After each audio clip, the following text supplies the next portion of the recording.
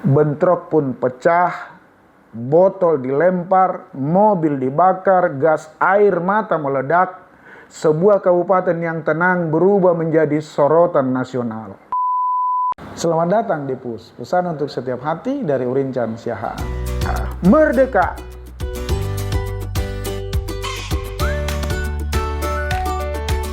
Pelajaran besar dari Pati untuk pemimpin bangsa.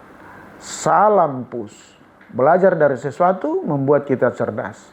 Sahabat yang saya hormati, hari ini kita belajar bukan sekedar untuk membicarakan sebuah peristiwa di Kabupaten Pati, tapi untuk memetik hikmah yang bisa mengubah cara kita memimpin, cara kita membangun, bahkan cara kita memandang masa depan bangsa ini.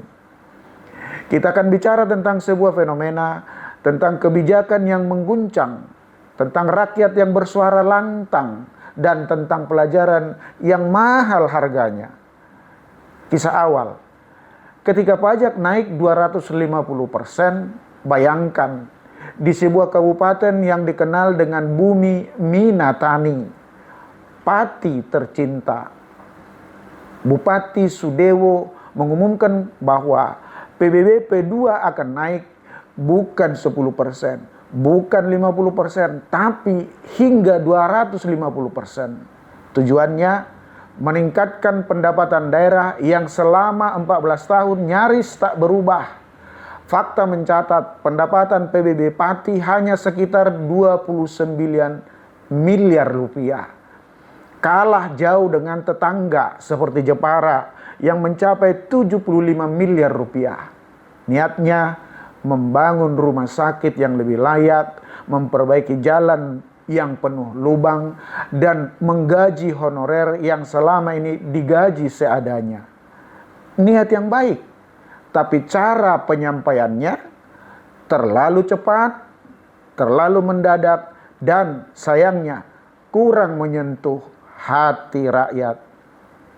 Gelombang protes, rakyat kaget. Banyak yang bertanya, kenapa segini besar? Kenapa sekarang? Kenapa tidak bertahap? Tak lama aliansi masyarakat terbentuk. Puluhan ribu orang, bahkan hampir 100.000 massa memenuhi jalan-jalan di Pati. Mereka datang dari desa-desa membawa spanduk, suara, dan amarah. Di tengah panasnya situasi, Bupati sempat berkata, silakan datang 5.000, 50.000 orang, saya tidak gentar. Sebuah kalimat yang, maaf, menjadi bensin di atas api. Bentrok pun pecah, botol dilempar, mobil dibakar, gas air mata meledak. Sebuah kabupaten yang tenang berubah menjadi sorotan nasional. Titik balik. Akhirnya kebijakan dibatalkan. DPRD membentuk pansus untuk mengusut. Bupati menyadari sebuah kebijakan sekuat apapun datanya tetap butuh satu hal, restu dan pemahaman rakyat. Inilah titik penting yang harus kita renungkan. Kebijakan publik bukan hanya soal angka, tapi soal rasa. Pelajaran untuk pemimpin bangsa. Saudara-saudaraku, fenomena Pati mengajarkan kita 3 hal. Pertama, empati adalah modal pertama.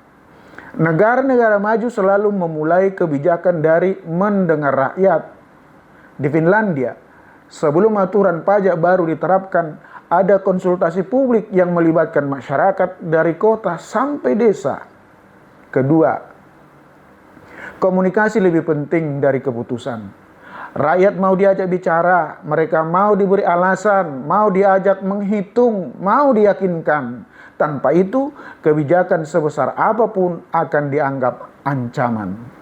Ketiga, partisipasi adalah kunci. Libatkan rakyat sebagai rekan kerja, bukan hanya penerima kebijakan. Di Korea Selatan, pembangunan kota digital dimulai dari forum warga. Itulah sebabnya mereka melesat maju. Kita tidak ingin Pati menjadi cerita yang terulang di daerah lain. Kita ingin Pati menjadi guru besar bagi para pemimpin. bahwa pemimpin adalah seni berjalan di depan sambil tetap mendengar suara di belakang. Mari kita ingat, bangsa ini akan maju ketika pemimpin dan rakyat berjalan bersama. Bukan saling curiga, tapi saling percaya. Bukan saling mengalahkan, tapi saling menguatkan. Pesan untuk setiap hati hari ini, pemimpin yang baik bukan hanya yang membuat kebijakan, tapi yang membuat rakyatnya merasa dihargai. Terima kasih sudah menyaksikan Pus hari ini. Jangan lupa untuk like, subscribe, komen, dan share konten ini kepada semua hati lainnya. Dan juga dapat follow saya di Facebook dan Instagram, Urincan Siahaan. Sampai ketemu di episode Pus berikutnya. Pus, pesan untuk setiap hati.